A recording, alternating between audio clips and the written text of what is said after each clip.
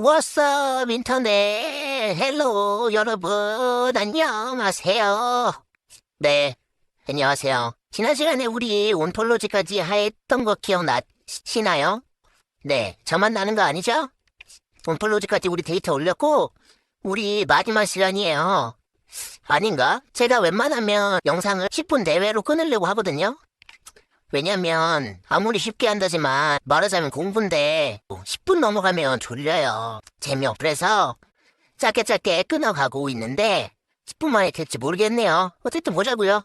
오더 내용 온톨로지에 데이터 올렸고 우리 지금 그 다음 뭐예요? 워크샵이란 얘기가 나왔어요. 워크샵이 제가 지난번에 살짝 얘기한 적이 있는데 이게 우리 사용자 UI 만드는 거거든요. 그래서 사용자 화면 만들어 볼 거예요. 오늘 어떤 거 할 거냐면 말하자면 요런 거 오더 데이터 테이블을 한켠에 보여주고 사용자가 뭐 필터도 할 수 있고 뭐 어사인이 커스터머 네임 뭐 이런 걸로 필터 내가 원하는 데이터 필터에서 보기도 하고 이렇게 클릭하면 오브젝트의 어떤 상세한 정보들도 이렇게 뜨는 거 간단한 UI 한번 만들어 볼 거고요. 원래 그 교육 과정에는 좀 더 복잡하게 돼 있어요. 뭐 차트도 넣고 뭐 조금 더 복잡한데 괜히 설명만 길어지고 차트 같은 거 다양한 기능들은 차근차근 알아보면 되니까 오늘은 한번 이 워크샵 간단하게 써보는 거에 대해서 한번 해볼게요. 자, 그러면 팔란티어로 돌아와서 우리 아까 워크샵 모듈이라고 했죠? 워크샵 모듈이라는 건 어디서 만들어줄까요? 여기 아까 다른 것도 그랬듯이 뉴로 만들어주면 되겠죠? 뉴 해서 여기서 워크샵 검색해볼까요? 워크샵 워크샵 모듈이라고 있네요. 요거 눌러주면 뜨거든요. 이게 사용자 UI를 만드는 워크샵 모듈의 첫 화면입니다.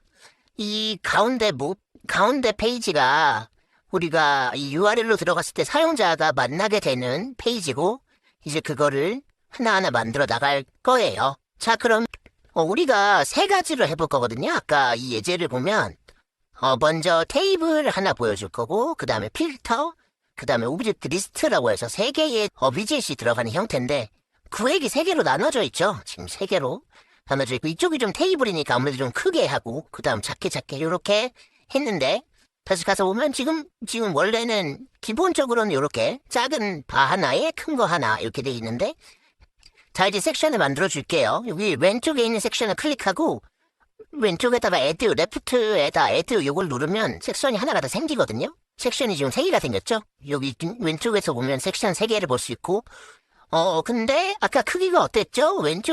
제일 왼쪽에 있던 오브젝트 테이블, 얘는 오브젝트 테이블이라고 부르는데 이게 제일 컸어요. 그래서 이 섹션을 누르고 여기 오른쪽에 보면 지금 디멘전 해가지고 이 사이즈를 정할 수 있거든요.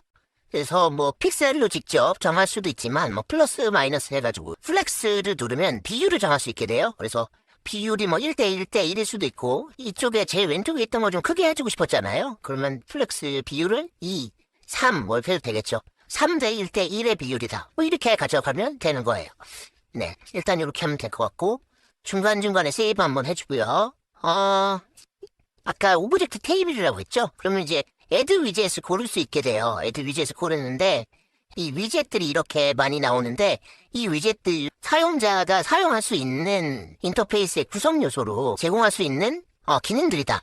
보면은 재밌어 보이는 기능들이 많거든요. 그래서 차근차근 보면 되겠지만 우리는 맨 위에 있는 오브젝트 테이블을 먼저 써볼 겁니다. 그래서 오브젝트 테이블 눌러주고요. 이제 뭔가 되는데 왼쪽에 보면 뭔가를 또 해야 될 것 같죠? 지금 제대로 안 보이잖아요. 그러면 여기서는 어떻게 하냐? 오브젝트 셋을 골라야 돼요. 오브젝트 셋이란 거 우리 얘기했었죠. 오브젝트 셋을 골라야 이 테이블을 보여줄 거잖아요. 어떤 오브젝트 셋을 보여줄까? 라고 얘기하는 거고 그러면 여기서 이제 add new 오브젝트 셋 variable이라고 new 오브젝트 셋을 만들어줘요. 그러면 스타팅 오브젝트 셋을 뭘로 할 것이냐? 그러니까 어디서 출발할 것이냐라는 거예요. 그러니까 지금 오브젝트 테이블 1에 들어가는 오브젝트 셋을 만들어줄 건데 이거를 맨땅에서 하는 게 아니니까 우리는 그 온톨로지에다 지금 데이터를 올려놨잖아요. 거기서 시작하거든요. 여기 막 보이잖아요. 이게 지금 현재 온톨로지에 올라가 있는 데이터, 즉 오브젝트 셋들이거든요. 그래서 이 이름이 지난번에 우리가 온톨로지에 오브젝트 셋을 등록할 때 저장했던 이름으로 표기가 되게 되는데요. 그때 이름이 생각이 안 나서 오브젝트 매니저로 가서 한번 보니까 데이터 통합 결과였네요. 데이터 통합 결과. 그래서 데이터 통합 결과 검색해주면 되겠지만 최근에 만든 거라서 위에 뜨는 것 같아요. 그래서 데이터 통합 결과를 눌러주면 그때 만들었던 오브젝트 셋이라는 걸 알 수 있고 요거를 골라주면 이렇게 됩니다. 이 구조가 조금 이해가 한 번에 안 되실 수도 있거든요. 저는 이게 헷갈렸어요. 오브젝트 셋을 골랐는데 그걸 오브젝트 셋에 만들었죠. 그러니까 왜 그러냐면 스타트 오브젝트 셋, 그러니까 내가 온톨로지에 올린 오브젝트 셋이 하나 있고 여기서 사실 이 테이블에 보고 싶은 건 이 오브젝트 셋의 전체가 아닐 수도 있거든요. 전체를 보고 싶은 걸 수도 있지만 여기서 뭐 필터를 해서 아니면 무슨 어떤 특정 열애와 특정 어떤 값만 있는 테이블을 보고 싶을 수도 있고 하는 거기 때문에 꼭 같은 건 아니다. 다만 이번에는 나는 지금 다 보고 싶은 게 맞아. 이니까 아무런 세팅도 안 하고 요 데이터 통합 결과라는 온톨로지에 올라간 오브젝트 셋에서 요 오브젝트 셋을 만들어서 지금 현재는 같은 거죠.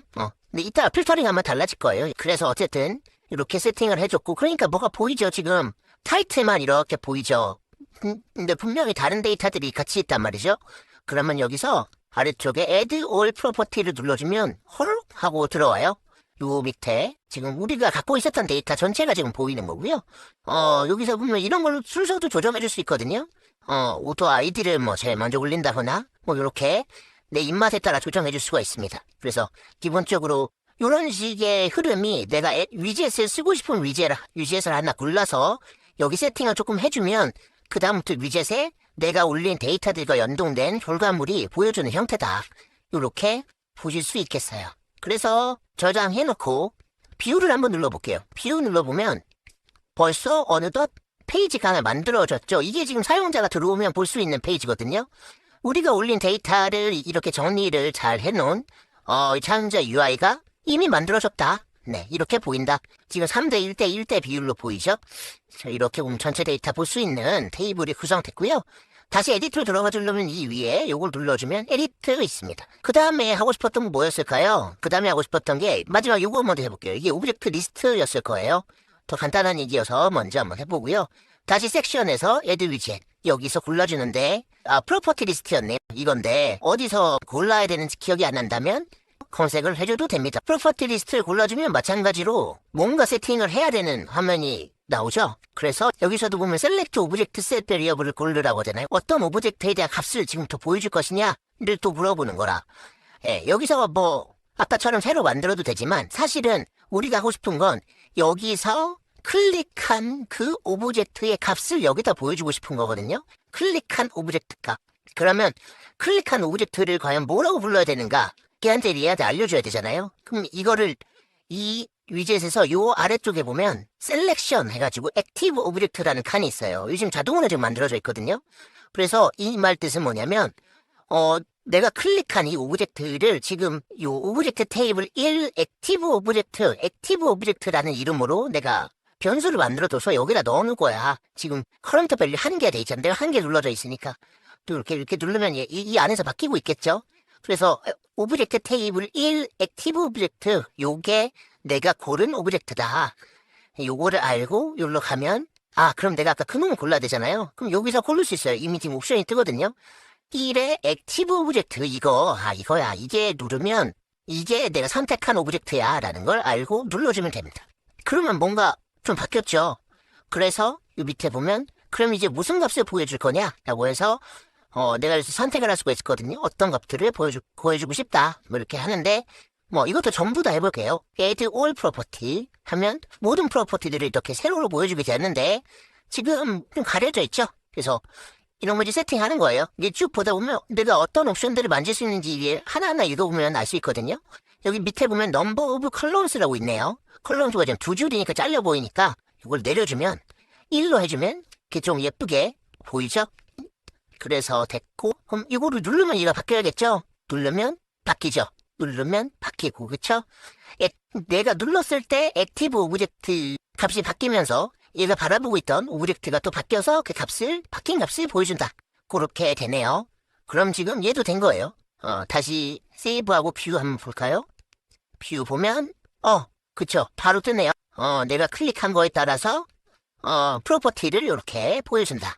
그런 게 있고 다시 돌아가서 마지막 뭐가 남았을까요? 마지막에 필터가 남았습니다. 필터. 얘는 지금 눌러주면 그거에 따라서 필터링을 해주는 거거든요. 이런 건데 또 마찬가지 흐름이죠. 애드 위젯에서 필터를 골라줄 거예요. 필터 리스트 딱 있네요. 여기 필터의 카테고리 눌러서 다른 거 막 봐도 돼요.